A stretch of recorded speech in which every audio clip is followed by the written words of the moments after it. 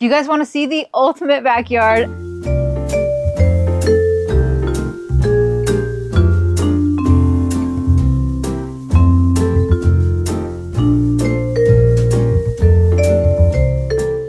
If you're not sure what kind of projects you might want to do in your yard, you want to check out this video because there are so many cool ideas back here. It's one of my favorite spaces. So come on and let's check it out.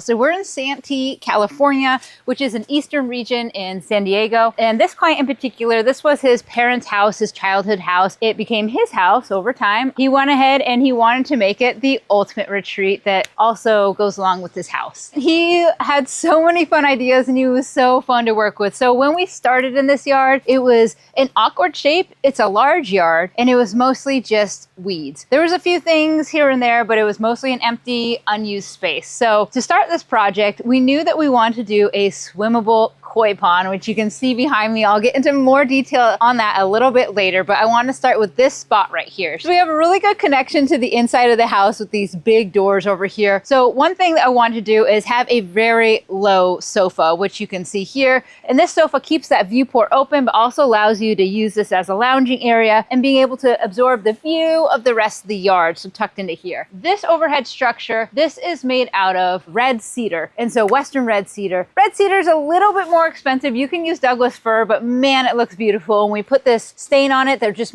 gives it that really dark color. I like how beefy it is. I like how tall it is. It gives us enough room to put this big fan and it really creates the space. So when you're doing an overhead structure of this size, you want to make sure to not put it too close to the house or you'll have like a weird little alleyway. So we have this like smaller patio and then this bigger space that creates this shade. Or you attach your patio to your house so it's a connection from your roof over, if that makes sense. We also have our barbecue space over here. Well, of course, the dining table, as you can see, that is housed in the center of this pergola space. Built-in barbecue. This was made out of CMU block, and then we did a stucco that matches the house color and texture. As you can see here, the stucco is really specific on how you do it. A lot of people can do it, but you really want to have a good stucco person. And then one thing, this is a super side note, that a lot of people don't really know is you don't want to paint stucco. If your stucco has never been painted, don't paint it. The paint will actually lock in moisture, and that is not good for the longevity of your stucco. Once your house or stucco thing has already been painted, then you continue to paint it because it's already been taken in that direction. Anyways, that was a side note. We have our poured in place countertop. I think the color was Kahlua, but I'll go ahead and verify that. But I really like that it has this kind of purpley pink tones.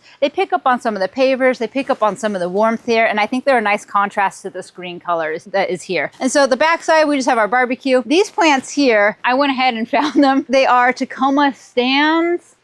Tacoma Maria, I'll have to double check myself. It's been a minute, but the orange jubilee, so beautiful. I love this big punch on the back of this wall. So they can be manicured as much as you want, or they can be left to go wild. We had 3 of them, maybe 4 on the back of this to create this backdrop to this wall. So not only as you exit the house, do you see the low lounging area, you see the big pergola, the barbecue, and then this is your backdrop. I think a lot of people don't leave enough space in their yard to have a backdrop. And the reason I like this plant is it's really only taken about 2 to 2.5 feet of space in the back, but makes a huge difference. And it's way better than just looking at a fence. It really helps anchor this space. All right, let's talk about this fire pit area. This is actually one of the projects I worked on when we were building this job. And this is a natural stacked stone fire pit. And I really love how rustic it looks. Really, the cap is the finishing touch. We had one of our masons come through and finish the cap. But all these stones are just dry stacked and leveled. And they're really imperfect, but I love how that looks here. Natural stone can be really modified and really shaped, or it can be used a little bit more random. And I think we're leaning into that random here, and I like it. But we have that circle here. Another thing that you want to consider is your spacing with your chairs. So you can see this one's pulled all the way up here. I'd probably have it back here, but the nice thing about having seats like this is you can move them closer, further away from the fire, and that's nice. I'm also a fan of built-in seating too, but you really want to make sure you get your spacing right. And whatever burner you use, there's some burners that are standard that you use all the time, and then you can spend a lot of money and get a really custom brass burner, and that puts out a bigger flame. And so if you do something like that, you'll want to consider how far you space your seats and stuff like that. Anyways, these mobile seats, I like them because you can add more chairs, you can shift them as needed, making the space super versatile. Right now we're on top of some decomposed granite. This is a little more wet to bring that dark color, but this is actually also dirt. So we had planting on the side here. A plant was removed and it pulled some soil up here. So this is a small maintenance thing. It can just be covered by more DG, or you can pick up some of that soil and you know, just get rid of it and patch that in. But for the most part, we have this informal material, and I like switching from the pavers that we had on the other area, the more formal sitting, to this informal area. It's just nice to change up the texture in general. Now, again, changing up materials, we have this Trex deck.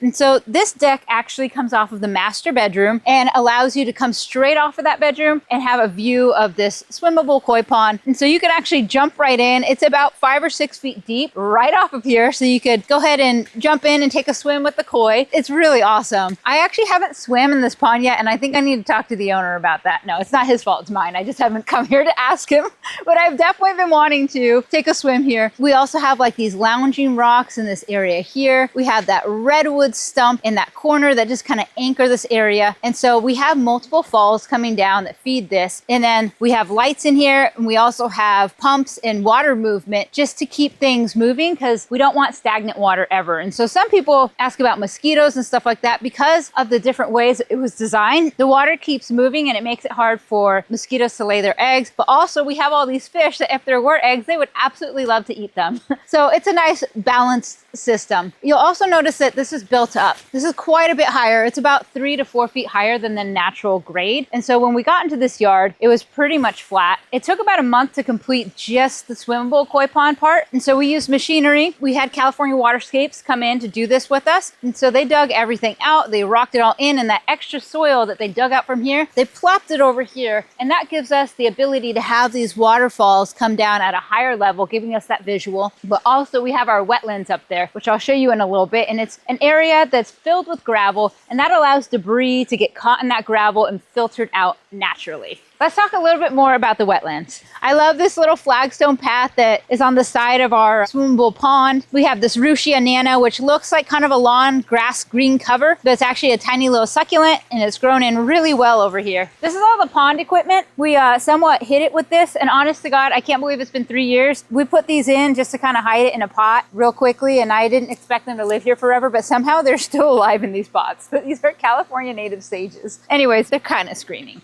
But really, all this stuff is mostly screened by the other plants and vegetation here. All right. Oh, it looks like we need to cut back our Ruscia over here. It's really growing over our stones. So you can come through and just cut them with scissors or little pruners. So now that we're over at the wetlands, this is also super grown in as well. But you can see that we have a bunch of gravel here, and it goes down 8 feet for this filter here. There's boxes down there. We have this cover, and that allows the water to filter through when it gets up here, and that just helps clean it. There's other filtration on here, but this is one of the main things that you need for your swimmable koi pond. I would suggest that these plants be cleaned out just a little bit. It's a little overgrown, but the plants are an important part of a swimmable natural koi pond. So the fish poop, and then the plants take up those nutrients to grow, and then the plants actually help filter the water, which is pretty cool. All right, back to the deck area. We have these transitional concrete pads that were poured, and then we have this area of pavers that was going to be a hot tub area, and then the client's like, you know what, I don't need a hot tub. So he ended up making this a sitting area, switched to some stones. We have more of this Ruscia nana, and then we're on this decomposed path that surrounds our lawn. This is a tip-top turf. It's a drought-tolerant lawn. It uses less water than your traditional fescue, so you are gonna have that water savings. And I'll be honest, when we first designed this out, I had it a little wider. It kind of turned into a peanut shape. I think it's kind of cute, actually. So this whole area was built up to support the wetlands over here, which go to about these canna, those orange flowers there. And then we just have these rocks that really are retaining in that slope to keep it held.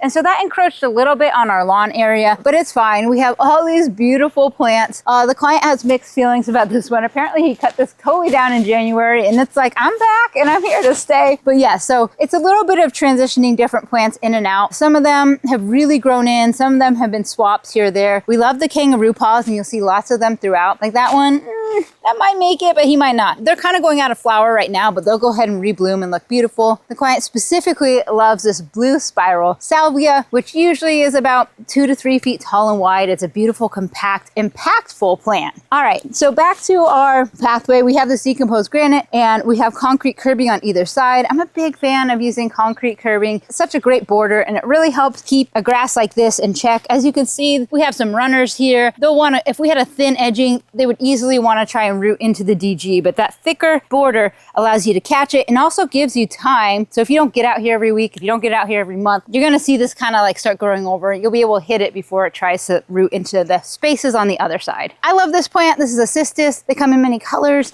white and pink. Actually, they usually come in white and pink, but they have some different detailing. It's just a really beautiful drought tolerant plant. Big fan of that. And then we have jasmine, which we had in the entrance as well. This jasmine is just beautiful. The client actually built these trellises and it's just spreading everywhere. So not only is it beautiful, but it also puts out a really beautiful scent that just travels throughout the garden, which is awesome.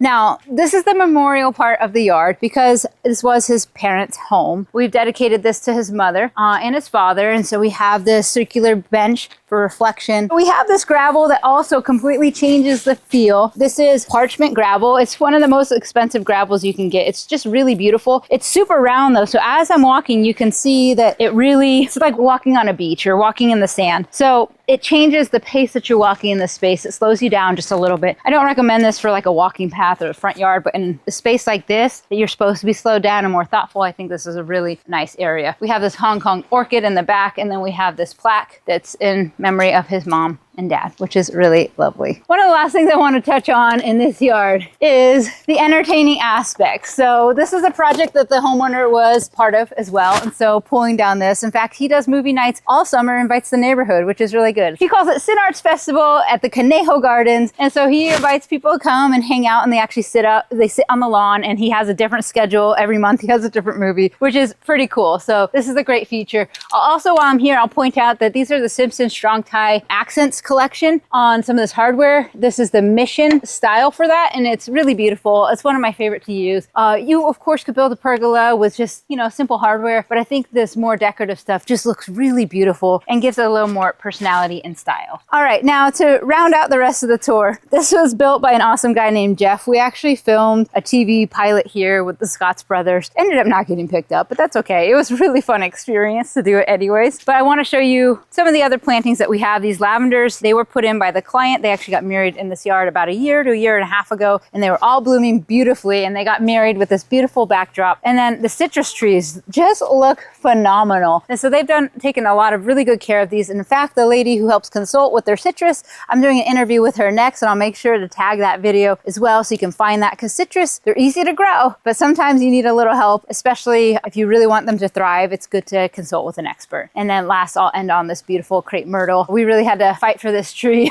I saw it in a nursery and I was like, this is the one we want. I just loved its branching. I thought it was really pretty. And this is a white flowering crepe myrtle. One more thing I wanted to add, if you've noticed, the plants in this yard look spectacular. San Diego's not known for like the most nutrient rich soil. It's more like alluvial soil. It's more alkaline soil. So alkaline soil doesn't hold as much nutrients in it typically. And you can fix that with organic matter like mulch that breaks down. But in this yard in particular, we went ahead and added an easy flow. And this is something you can add if you are a gardener that just really loves beautiful blooms and maybe you don't have the best soil. And this will take care of fertilizing quite easily. So this system is attached to all the irrigation valves. In this area here, you can actually add liquid fertilizer, and that liquid fertilizer gets pushed through to all these valves here. And so when he is watering, there's also nutrients added to each of the watering, which helps his plants thrive. So if you have an area that maybe doesn't have the best soil, you might consider doing something like that. It's another added cost, but hey, this client didn't leave any stone unturned. So that wraps up our tour. We have a swimmable koi pond that takes up the majority of this yard, but also really just adds to the personality of the space. We have multiple entertaining areas, from this lawn, movie theater, memorial, the dining area, the barbecue, and the lounge area with the sofa. And then we have the deck, of course, right off the master bedroom. Then just the difference in elevation, I think really help pull this yard together and make it really interesting. I don't know if you catch those birds flying around, but there's hummingbirds over here. It's just full of life in this yard. Aren't they pretty? You see them on the sage. And then if we have time, maybe I'll do a tour of the front, which is also kind of cool. But thank you guys for watching. Let me know if you have any questions, comments. If you are interested in landscape design or build in the San Diego area, hit us up. It's Sarita Landscapes. But otherwise, go ahead and like, subscribe, and leave me a comment. Ask me a question. I'll go ahead and answer it. Thanks. See ya.